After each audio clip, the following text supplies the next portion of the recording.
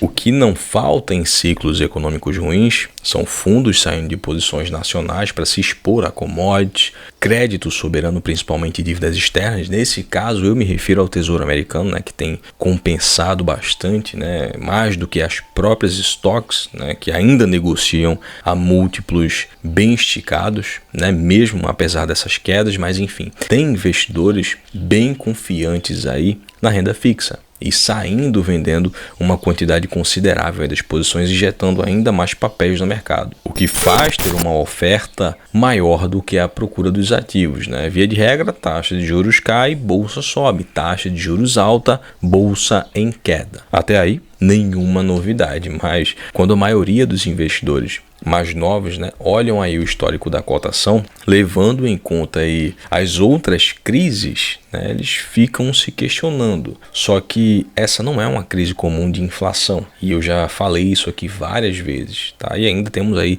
tensões geopolíticas, né, que vem crescendo também. O que eu vejo aí é que tem muita ação de empresa que vem crescendo, né, e sofrido bastante, abrindo aí uma janela de oportunidade pelo medo, né, e saída de capital até estrangeiro daqui da bolsa, né? Falei das ações do BMG, da Raizen, né, do Bradesco e agora da Apvida, né, que inclusive o conteúdo está bem robusto e cheio de informações em site. Mas o fato é que grandes empresas com muita liquidez aí têm puxado o índice para baixo e o mercado muitas vezes deixando os fundamentos de lado por temores, né, o que é normal no mercado financeiro. Lembrando que o mercado é a maioria dos investidores, né, e a maioria é que tá com a bola aí nessa questão. Já deixa o likezão, se inscreva, ative o sino, seja membro, porque tem bastante coisa legal indo para lá, além da gente ficar mais próximo, e eu tenho também mais liberdade. Eu vou deixar conteúdos exclusivos lá, tá? Já que o foco aqui é agregar valor e não apenas vender curso.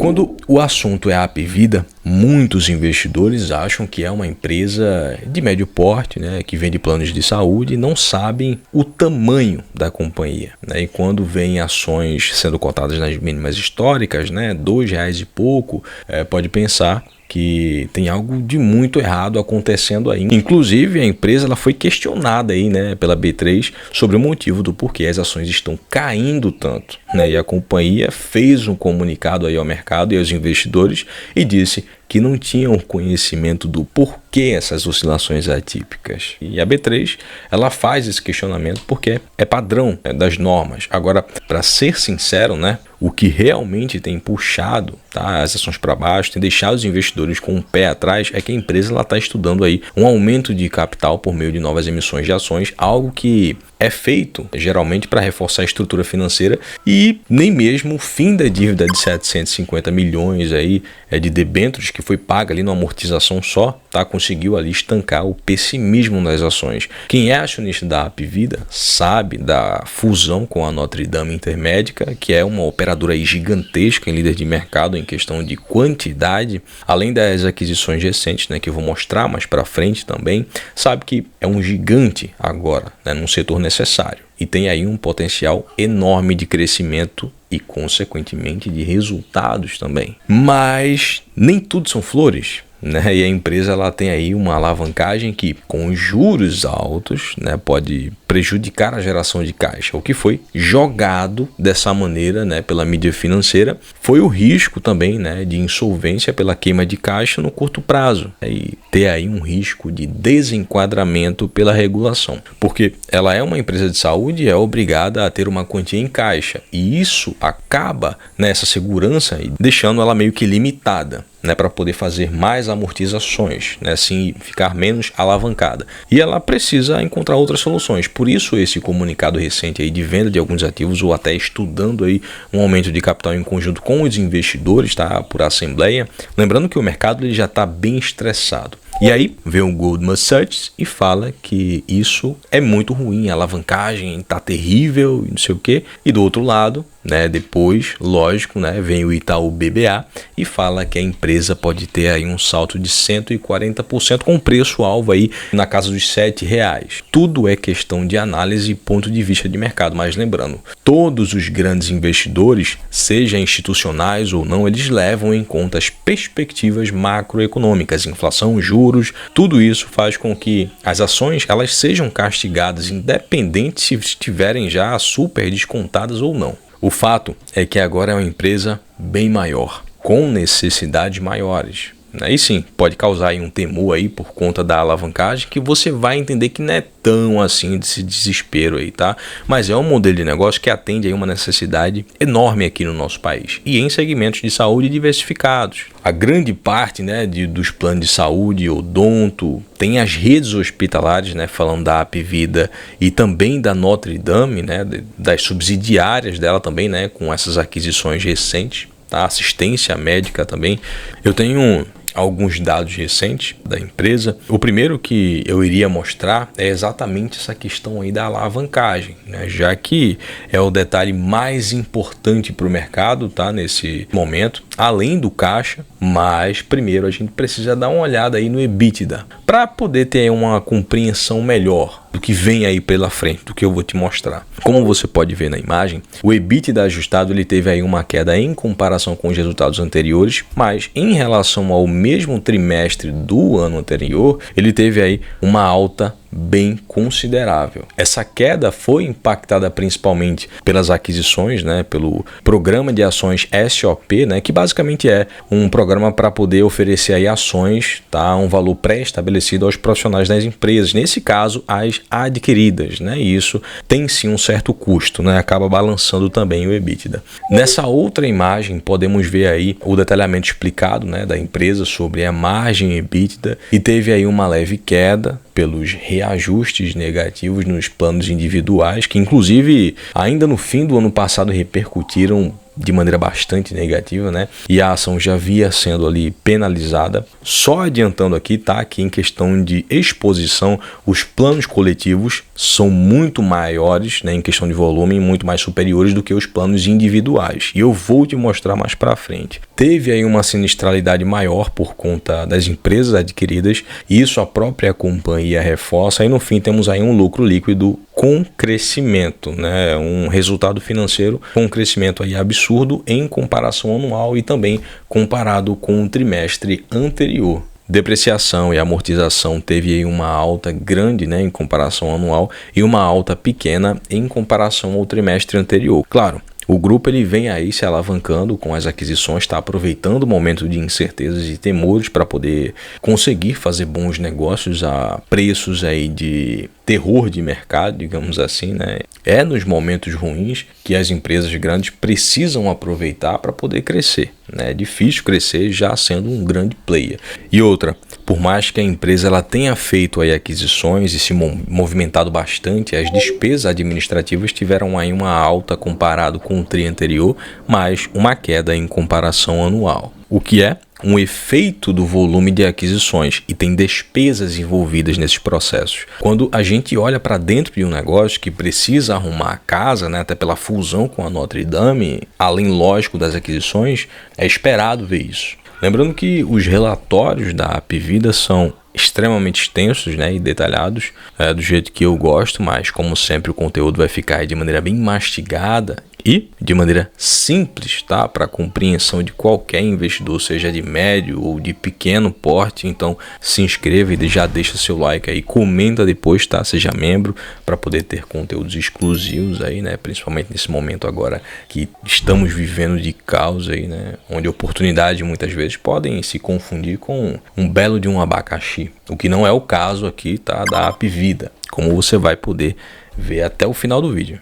Enfim, quando olhamos a dívida líquida e apesar do alarde aí do mercado, o ano passado, afinal estamos aí no começo desse ano e é assim que a gente precisa se basear, tá? O nível de alavancagem ele se manteve equilibrado, ou seja, não teve aí um crescimento expressivo como você pode ver aí no gráfico. E a empresa também especifica sobre a emissão de um CRI no valor de R$1 bilhão, né, para construções e expansões ainda não ocorridos, ou seja, foi algo feito já antecipadamente pensando no decorrer desse semestre agora. E o mais importante que eu preciso te mostrar aqui, tá? Principalmente você foi bombardeado aí com notícias tendenciosas, apesar desse momento agora ser de extrema cautela, é o cronograma de amortizações de dívidas até o fechamento do último trimestre. Esse último resultado agora que eu estou te mostrando os detalhes. E como a gente pode ver, tá, a empresa ela tem aí um caixa muito confortável em relação às amortizações. Pô, Johnny, mas esse aí é o caixa e a capacidade da empresa de gerar, porque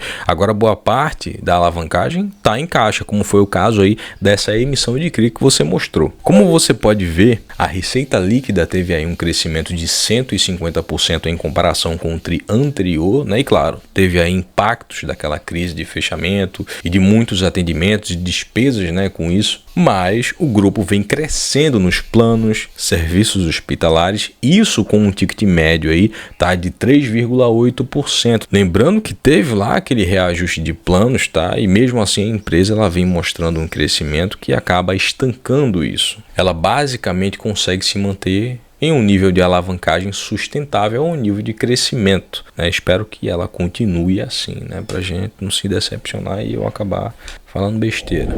Quando a gente vai olhar o operacional da empresa, fica mais do que nítido, tá? O crescimento em benefícios de saúde, e o melhor de tudo é que são os coletivos, né, que fazem o maior volume. Lógico, são os que pagam mais também. E o mesmo podemos ver também no caso da Notre Dame. Eu vi muitos comentários, tá, sobre a Hapvida e observei que tem muitos investidores que não sabem, mas a Hapvida ela tem uma rede de hospitais própria, né? E claro, a Notre Dame Intermédica principalmente. E no mapa, apesar de parecer aí pequeno, tá, porque a qualidade da imagem não é muito boa, até mesmo nas imagens dos relatórios, mas dá aí uma ideia da dimensão da quantidade espalhada aí pelo Brasil. E o melhor, em localidades estratégicas, apesar da companhia já especificar isso, como você pode conferir nos indicadores. Olha, a Hapvida ela fez aquisições, tendo aí algumas a caminho, né, estando presas apenas ali por decisão do CAD, por enquanto. E a minha intenção foi mostrar aí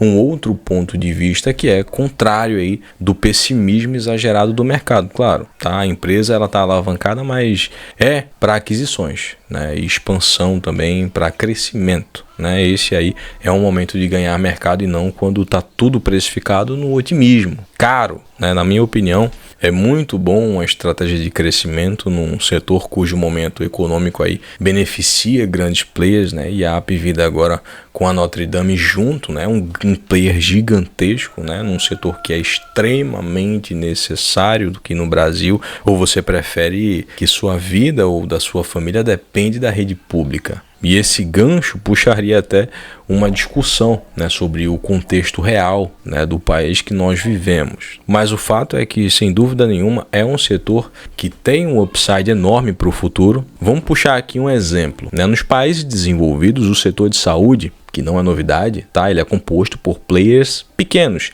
sem oligopólio, né? Até porque é um setor muito difícil de se operar em nível administrativo e é muito específico em questão de expertise. E outra que aqui temos aí um país muito difícil de se crescer em qualquer setor, seja pelas legislações, pelas regulações, burocracia, fiscalizações, impostos absurdos aí, muitos embutidos, indiretos, né? E acaba sendo aí um setor que só grandes players saem na frente aqui em questão de nível nacional, né? Em comparação aí com outros países, que muita gente gosta de fazer essas comparações, é até bem legal, tá? Mas para você, levando o contexto em consideração, é um pessimismo exagerado? Vale a pena investir em Hapvida, que agora é a Hapvida Notre Dame Intermédica? Com certeza você precisa deixar seu ponto de vista, até a sua visão de mercado aí nos comentários, né? Para a gente poder bater um papo legal e também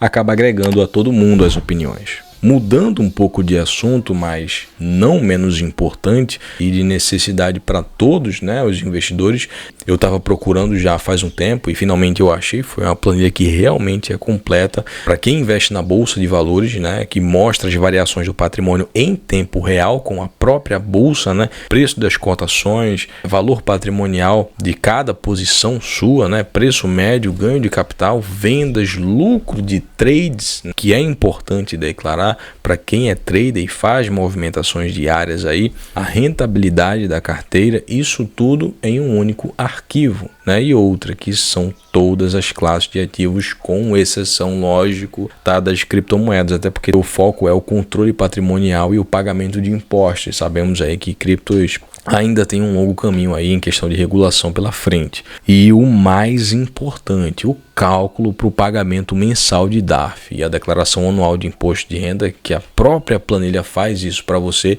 Então não perde tempo e dá uma clicada aí que a gente deixou aí na descrição. Tem um vídeo lá também bem explicativo para você dar uma olhada, tá?